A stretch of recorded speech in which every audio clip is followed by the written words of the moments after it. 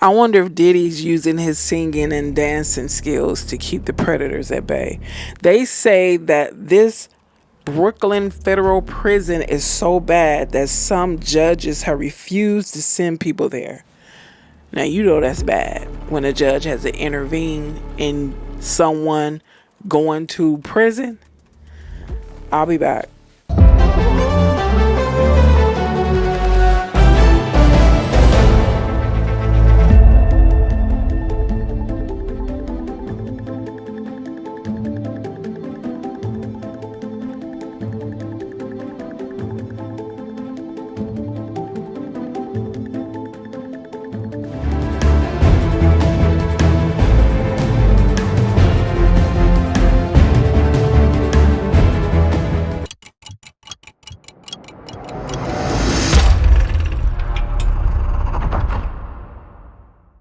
Hello, welcome back, listeners, regular listeners, and newcomers. I appreciate you. Let's get on with this. People kept talking about, I kept seeing articles expressing how terrible this prison is. I did a little research and I found an article that's specifically talking about why Diddy's attorney is trying to get him released on bail. The prison sounds diabolical, but so are the allegations against him. They sound diabolical. And if it's proven to be true, I say the prison is befitting.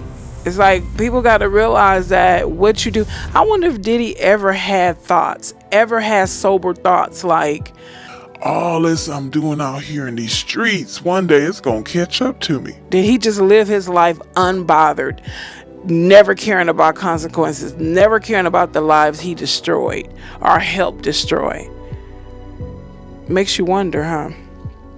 Whoever gets to do a interview with Diddy after the smoke settle or dust settle, oh man. Okay, let's get on with this. As they unsuccessfully fought to keep Diddy, Sean Combs, out of jail after his sex trafficking arrest, the music mogul's lawyers highlighted a litany of horrors at the Brooklyn federal lockup where he was headed. Horrific conditions, rampant violence, and multiple deaths. Combs, 54, was sent to the Metropolitan Detention Center in Brooklyn on Tuesday, a place that's been described as hell on earth and an ongoing tragedy. After pleading not guilty in the case that accuses him of physically and sexually abusing women for more than a decade, the facility, the only federal jail in New York City, has been plagued by problems since it opened in the 1990s. In recent years, its conditions have been so stark that some judges have refused to send people there. It has also been home to a number of high-profile inmates, including R. Kelly, Ghislaine, Maxwell, and Michael Cohen. It is a far cry from the 1,500 a night Manhattan hotel Combs booked in anticipation that he'd be freed on bail. A judge on Wednesday denied a request by Combs' lawyers to let him await trial under house arrest at his $48 million mansion in Miami Beach, Florida. Here are some important things to know about the jail. The Bureau of Prisons opened the facility known as MDC Brooklyn as a jail in the early 90s. It's used mainly for post-arrest detention for people awaiting trial in federal courts in Manhattan or Brooklyn. Other inmates are there to serve short sentences following convictions. The facility in an industrial area on Brooklyn waterfront has about 1,200 detainees, down from more than 1,600 in January. It has outdoor recreation facilities, a medical unit with examination rooms, and a dental suite. It has a separate wing for educational programs and the jail's library. The Bureau of Prisons closed its crumbling Metropolitan Correctional Center in Manhattan in 2021, leaving MDC Brooklyn as its only facility in the nation's largest city. Detainees have long complained about rampant violence, dreadful conditions, severe staffing shortages, and the widespread smuggling of drugs and other contraband, some of it facilitated by employees. At the same time, they say they've been subject to frequent lockdowns and have been barred from leaving their cells for visits, calls, showers, or exercise. In June, Uriel White, 37, was stabbed to death at the jail. A month later, Edwin Corderio, 36, died after he was hurt in a brawl. At least 4 people detained in the jail have died by suicide in the last 3 years. Corderio's lawyer, Andrew Delac, told the New York Times his client was just a victim of an overcrowded, understaffed, and neglected federal jail that is hell on earth. At least 6 MDC Brooklyn staff members have been charged with crimes in the last 5 years. Some were accused of accepting bribes or providing contraband such as drugs, cigarettes, and cell phones, according to an Associated Press analyst of agency-related arrests. MDC Brooklyn has also come under fire for its response to debilitating infrastructure breakdowns and the COVID-19 pandemic. In 2019, a week-long power failure sparked unrest among shivering inmates and drew concerns from federal watchdogs. In March 2020, the jail had the first federal inmate to test positive for COVID-19. As of last November, according to court filings, MDC Brooklyn was operating at about 55% of full staffing, which was taxing to employees and added to its security woes. Judges and advocates have taken notice, excoriating the Bureau of Prisons for dangerous, barbaric conditions and pressing the agency to make improvements. Some judges have moved away from sending defendants to MDC Brooklyn or have given reduced sentences because of the conditions there. In January, the U.S. District Judge Furman took the rare step of allowing Gustavo Chavez, 70, to remain free on bail after convictions for drug crimes rather than locking him up at the Brooklyn jail to awaiting sentencing. Prosecutors no longer even put up a fight, let alone dispute that the state of affairs is unacceptable, Furman wrote. In August, U.S. District Judge Gary Brown said he would vacate a 75-year-old defendant's 9-month sentence for tax fraud and place him on home confinement if the Bureau of Prisons sent him to MDC Brooklyn. In response, the Bureau of Prisons said it had temporarily paused sending any defendants convicted of crimes to the jail to serve their sentences. In a statement Tuesday, the agency said 43 people were currently serving sentences in a minimum security unit at the jail. Combs is just the latest celebrity inmate to be locked up at MDC Brooklyn, joining a list that includes Maxwell, Kelly, Cohen, cryptocurrency fraudster Sam Bankman-Fried, and the rapper Fetty Wap. Fetty Wap? Well, I didn't even know Fetty Wap. Hold up, let me see what he in prison for. Wow, Fetty Wap, I never heard anybody talk about it, or if they did talk about it, it went over my head. Willie Jr. Maxwell II, also known as Fetty Wap, was sentenced to 6 years imprisonment for drug trafficking conspiracy. Defendant was a member of an organization that distributed more than 100 kilograms of cocaine, heroin, fentanyl, and crack cocaine across Long Island and New Jersey. On March 7, 2023, Judge Seibert sentenced Maxwell's co-defendant Anthony Senti, a New Jersey correction officer, to 72 months imprisonment for his role in a drug trafficking conspiracy. Maxwell's remaining 4 co-defendants pleaded guilty and are awaiting sentencing. According to court filings from approximately June 2019 through June 2020, the defendants distributed more than 100 kilograms of cocaine, heroin, fentanyl, and crack cocaine across Long Island and New Jersey. The defendants obtained the narcotics on the West Coast and used the United States Postal Service and drivers with hidden vehicle compartments to transport the controlled substances across the country to Suffolk County, where they were stored. The drugs were then distributed to dealers who sold them on Long Island and in New Jersey. 5 of the defendants also used firearms to protect their drug organization and distribution chain. Wow. Search warrants executed during the investigation resulted in the recovery of approximately $1.5 million in cash, 16 kilograms of cocaine, 2 kilograms of heroin, numerous fentanyl pills, 2 9mm handguns, a rifle, a 45 caliber pistol, a 40 caliber pistol, and ammunition. The government's case is being handled by the office's Long Island Criminal Division. Wow, I didn't even know this. Okay, let's get back to Sean Diddy Cohen. Other high-profile detainees have included former bro Martin Skirrell, NXIVM sex cult founder Keith Rayner, former Mexican government official Genaro Garcia Luna, and ex-Honduran President Juan Orlando Hernandez Alvarado.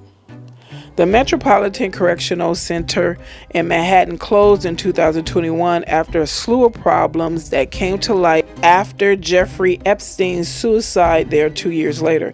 The jail next to the courthouse where Combs was arraigned was plagued by lax security, severe staffing shortages, and unsafe conditions, including falling concrete, freezing temperatures, and busted ceilings. And this is a federal prison. That's crazy. As much as the feds be on you, right? Okay.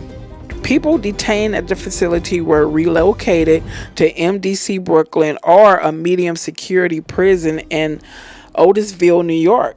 Combs' lawyers argued in paperwork seeking his release that the Metropolitan Detention Center is not fit for pretrial detention. They cited recent detainee deaths and the concerns shared by judges that the jail is no place for anyone to be held. Asked about keeping a high-profile inmate like Combs locked up, particularly in light of Epstein's 2019 death, Manhattan-based U.S. Attorney Damon Williams said, "We are concerned with anyone's safety whenever they are detained prior to trial. I do not draw any sort of connections between Jeffrey Epstein's suicide and what may or may not happen to any other defendant while they are detained pre-trial," he added.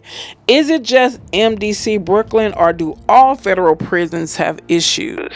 And that is a question I would like to find out the answer to, because you would think because it's federal, that's a whole different level than, regular prison. I don't know if I'm saying it right, but a non-federal prison. And, you would think that, okay, let me continue. An ongoing Associated Press investigation has uncovered deep, previously unreported flaws within the Bureau of Prisons, an agency with more than 30,000 employees, 158,000 inmates, 122 facilities, and an annual budget of about $8 billion. AP reporting has revealed dozens of escapees, chronic violence, deaths, and severe staffing shortages that have hampered responses to emergencies, including inmate assaults and one taking its own life.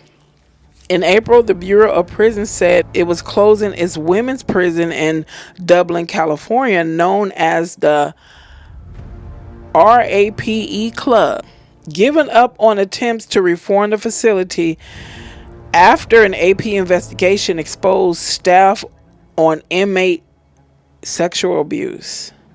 In July, President Joe Biden signed a law strengthening oversight of the Bureau of Prisons after the AP's reporting shined a spotlight on the agency's many flaws. Wow, that's crazy.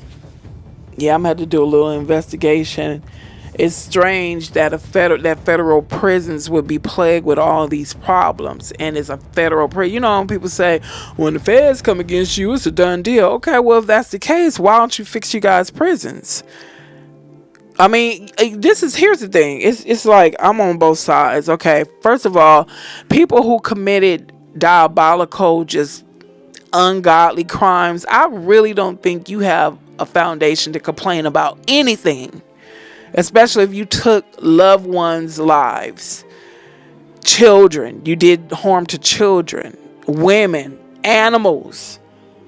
What right do you have on this earth to complain about the conditions of a prison you're sentenced to? And at the same time, you know, even though these people committed these brutal, diabolical crimes, you can't just treat them like, you know, wounded animals. You know, you can't do it. No matter how terrible the crime was, you just can't do it. But the people who have done crimes like, you know, like white collar crimes, and I guess people would say, well, that's discrimination. They committed a crime and they just committed a crime. You shouldn't discriminate. They broke the law. They broke the law. Okay. So you think somebody who does petty crimes should be subjected to that? You think somebody who's done, you know, maybe it was the first time they was in a desperate situation. Look at the country. A lot of people are in desperate situations, and they did something really for the benefit of their whole family, you know, and they committed a crime. Should they be subjected to that? I think it's unfair. I think your sentence should mirror what you've done. But unfortunately, for people who look like me, you know, you can go steal a loaf of bread and the judge will try to give you 20 years. And how many people going to fight against that unjust sentence? Whereas you have people who are career criminals. You have people who hide behind black folks and do their dirt, and they get a slap on the wrist. So I think it's unfair. I believe if you're gonna lock people up, and I'm not against people going to jail, especially if you commit crimes. Yes, you should do the time. But come on now, some people treat their dogs better than that. This should be a lesson to anyone. This is what I never understood. It's a head scratcher to me. If you're gonna go out there and do things that could possibly get you locked up, why are you so terrified of being locked up? Oh, they're not going to get me. Nope, I ain't going back. Well, why the hell are you doing the things you're doing that will get you locked up again? You just like playing on the edge. It's crazy to me, all the things that Diddy done. He has had, people have covered up this man's indiscretions for years because nobody wants to go to jail. No one wants to suffer the consequences. But that's how it is. You play in the dark, you play with the devil, you're going to suffer consequences. And then the people who are abandoning him, that work for him 10, 15, 20, 30 some years, nope. You guys know where all the bodies are buried too. Literally and figuratively. So you run into and abandoning him, no, you need to go to jail too. Because you helped keep this man in the position he was in to abuse people and use people. And whatever else he did with them. That's speculated or alleged. You enabled this man to act the way he acted. You enabled this man to commit these crimes or alleged crimes while you sat back and got paid. And some the way they say, you know, how he pays people or don't pay people. Was it just for resume purposes? You just worked with him just to say you worked with him and wasn't getting paid? That's why he was so rich, because he wasn't paying people. Amongst having his hand in so many, you know, illegal activities, how many of these entertainers you think really getting paid? That's why Fetty Wap was doing what he was doing. They're not getting paid. A lot of these, especially these rappers, they come a dime a dozen. A lot of them are still in the streets making money, and they do their little videos making you think they're getting paid. And a lot of that is drug dealers, drug money, dirty money. And it's not just the rappers either. It's all, I think all of them. I think Hollywood is a big scam. I think it's a big front for all kind of illegal activities. Hey, let's do a couple of movies here and there just to throw them off our scent. Hey, go on and put out a couple of raps while we go and do, you know, that'll be a cover for you to go out there and do the things that really brings us money in. Like I said, the people who are up here in these high places, that entertainment field and politicians, they have the best cover to hide to hide illicit affairs. Who's gonna have a second thought about them traveling? That's what they do, right? That's what they do is about. It's for they have to make connections. They have to meet connections. They have to fly here. They have to fly there. They have to go on tour. They have to go to meetings. They have to do all these things. That is a perfect cover to transport drugs, to transport bodies, to traffic people. They have the best cover. But nah, and you got law enforcement that's helping them cover it too. Okay, a lot of this stuff gonna come out, and the thing is, God has been giving these people a long time to repent, to turn from their wicked ways, because He knows what's in store for them. You know, when people in them streets and they talk about they care about their family and friends and loved ones, children, and they go out there doing the most dangerous, darkest things. I often wonder, do you really love your family? Do you really love these people? Because you know what you do is going to come back on them. Some kind of way. Somebody that's looking to get you can find out where you live. Somebody who's looking to get you can find out who's in your family, who's your closest friend. And they can target them because they can't get to you. So do you really love these people? Or is this just something you say just to sound like you have a heart? Okay. I'm about to shut down the shop. And thank you for your time, attention. Thank you for sharing. Thank you for commenting. And remember, sharing is caring. I will see you in the next video. Have a good day.